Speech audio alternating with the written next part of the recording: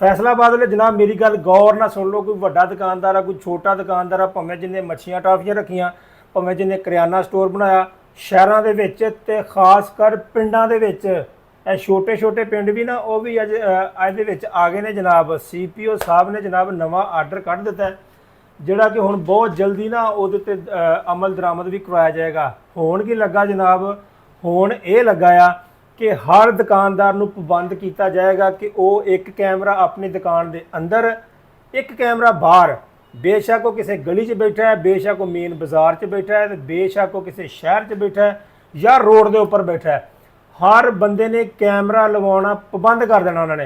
मुड़ के होना की है जनाब, ये लवाउण का तो लगे ने तुसीं सुनते होने सोशल मीडिया के उपर खबर कि हाँ आए दिन एक मासूम बच्चे ना नन्ही कड़ी ना ज्यादती हुंदी कित्थे है दुकानां दे विच। ज़्यादातर वारदातां दुकानां दे विच लोगों के बच्चों नाल हो रही। इस करके ना इनू कंट्रोल करन दा करके उन्होंने हुण एक आर्डर जारी कर देन लगे कि हर बंदा, हर दुकानदार छोटा आ बजाए कि वड्डा आ जिड्डा भी आ, उन्हें कैमरा लाजमी लवाउणा।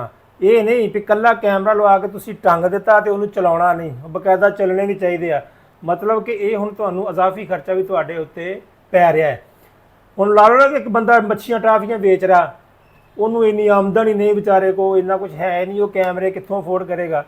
फिर यह कैमरे चलाउण वास्ते, उसकी रिकॉर्डिंग करने वास्ते, सारा कुछ देखने वास्ते उन्होंने प्रॉपर सिस्टम लाना पेगा। चलो वड्डे दुकानदार तो ठीक है, वो तो मान लिओ तो कर लैणगे, लेकिन छोटे दुकानदारों वास्ते भी हुण मुसीबत बन चली है।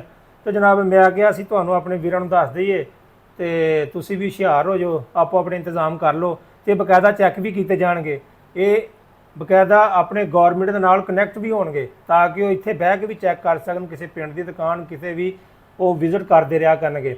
ये ऑनलाइन होने ने जनाब, ज़ाहिर है जो कैमरे चलने आ फिर ना नैट भी लवाउणा पैना।